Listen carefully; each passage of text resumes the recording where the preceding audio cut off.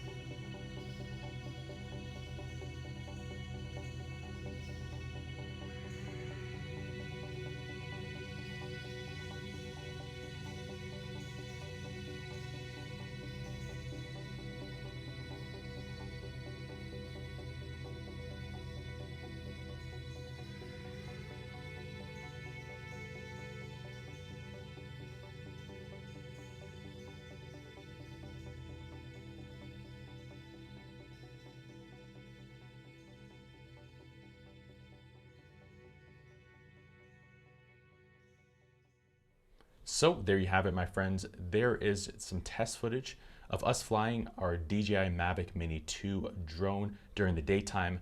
If you have any comments, questions, or concerns, or feel like I've overlooked something during the course of this video, please let me know in the comments down below. Also, if you have any suggestions on the kind of content that we should create for this new release, please let me know as well. Also, while you're down in the description box down below, we've launched a new brand called pxpresets.com.